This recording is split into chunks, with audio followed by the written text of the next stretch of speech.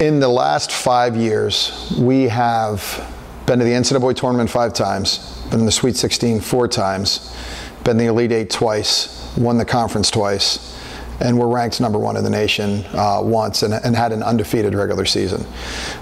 Within that 5-year period, it has been an exceptional time to be coaching this crew, and we have very much learned within the group to be hungry. The guys are very motivated to repeat as Centennial champions, something that they talk a lot about. It was just fantastic to win it last year. But the guys also are expecting to be a national player, and particularly our older guys all remember being in the Elite 8 2 years ago. And so while we do care a lot about Centennial, the NCAA and the NCAA tournament is a primary focus for us. And we felt like we were making great strides with 4 Sweet 16s in a row, with 2 Elite 8s, and that those were giving us stepping stones to Final Fours and national championships. And that is something that we are very excited to be back on track with. I feel like we have the quality within the team to be able to compete with anybody. On the field, we bring in 14 new players, 14 incoming freshmen. We have 7 outgoing seniors, and we're replaced with 14. And that has created an incredibly intense preseason. Much of the team that we had seniors that were starting last year, but we went very deep onto our bench. So many of the guys that played in our conference championship game have returned. Tactically, we are changing somewhat of how we play. We're always messing with things in preseason. It's a fun time to just be able to be soccer junkies and figure out new ideas. At the end of last year, one of the things that was very different for us tactically is we changed systems constantly, and that was something new. We were dealing with all of the injuries we had, and it just happened to be that year. This year in preseason, we are training a 4-3-3. A 4-2-3-1 and a 3-4-3, and we're trying to be able to teach guys to be able to go in and out of different systems at different times, and that's exciting. It's fun. We're asking questions of them that sometimes we don't even know the answers, but we're kind of learning those things together. And whenever you've got really highly successful student athletes, really smart kids, it's fun to be able to be in a process where we're kind of learning those things together. The 3 redshirted players that we lost last year, which just felt like it had gutted us, was because Alex Bilodeau, Robert Mays, and Ugo Okoli, within their respective positions, were 3 of the best players probably in a region. In the case of Ugo, he was a sophomore All-American. I think at that point might have been the first sophomore All-American in Centennial history. And we really felt coming into last year would have been one of the best players in the country. It's amazing that all 3 of them are back.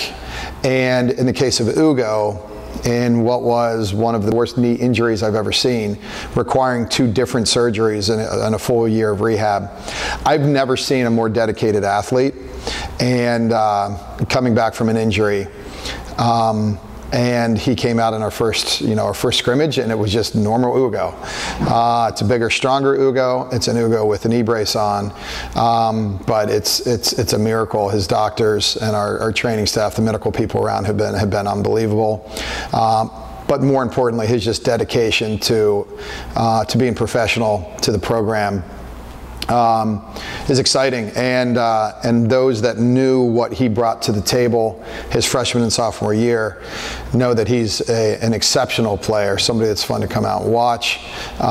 You never know what's going to come from him, and I think he adds an X factor into our program that's exceptional to have. A player that's more subtle, a senior, in Ryan Fincher, is a player that Ryan might be great because he lets a ball go through his legs. Ryan might be great because he 2-touches a ball, or he 1-touches a ball into an assist, or the pass before the assist. There's a lot of things that he does that it might take more of the soccer purist to quite understand his brilliance. But when Fincher is whenever he is firing on all cylinders, he can really carry us. Another one of our great seniors is Jim Connelly. I think he had 10 or 11 assists for us last year. He has an incredible left foot, great on free kicks, great on service delivery.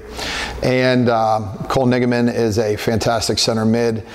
With him, with Bilodeau, are two seniors that are strong, great passers. Josh Gottlieb in goal, competing out with three other goalkeepers that we have, and that's a race that we're still trying to figure out where that's going to all go. But it's an exceptional group of seniors with a great group around them. We use the non-conference schedule to be able to allow us to secure a Pool C bid into the NCAA tournament. We have been in the NCAA tournament 5 straight times. 2 of those were coming off of winning the conference. 3 of those were off of winning Pool C bids. And the way that you get a Pool C bid is that you play a really, really strong schedule. And then you, of course, have to win games within that schedule. This is an incredibly competitive schedule for us. Every team that we play that's a non-conference team is a 10-win team. Most of them are NCAA tournament teams that made deep runs. Stevens, I think last year was Sweet 16. WNL was Sweet 16. E-Town's always an NCAA tournament team. We have Whitworth coming in that oftentimes in the West is top 20. Lebanon Valley, who we open with, I think last year was maybe ECAC finalists, and I think they were 13 or 14 wins last year. We're playing Eastern for the second time in program history. Always one of the top MAC schools. On their side, we have 2 NJACs as well that we're playing.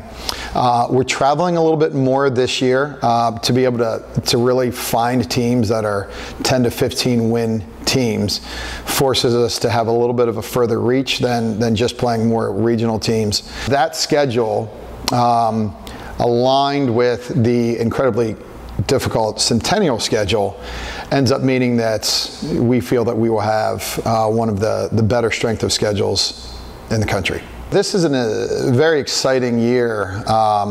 I've never dealt with so many new things in one given year than this year, and it's been fun in preseason dealing with that. Our field, Tylus, has been completely resurfaced, and it's an incredible surface now, and plays a bit slower, plays more like grass, which is very much what we wanted as a soccer team. So we're getting used to that. We've got a whole new locker room, which we're excited about. It's tremendous. We, for the first time ever, have GPS and heart rate monitors that players are wearing to every practice and every game. It's called the Catapult system. And we've launched that in preseason, and we're learning that, but it's really interesting to be able to watch players and be able to see what their body is doing, how it's responding to stimuli. And so we're looking at a lot of our training activity now through more of the light of science. We're working with some professors at F&M as well that are going to be looking at some of that data. So we're very excited about that. My brother Mark Wagner, former coach at Eastern University, is now on staff. And it's incredible to be able to work with your brother. It's also incredible to work with someone who's led a top program that's been in our region. He's an incredibly well-respected coach. And it's been great to just be able to go back and forth with him, learn some of the things that he's done at Eastern. And I just appreciate him being able to share some of his time with us.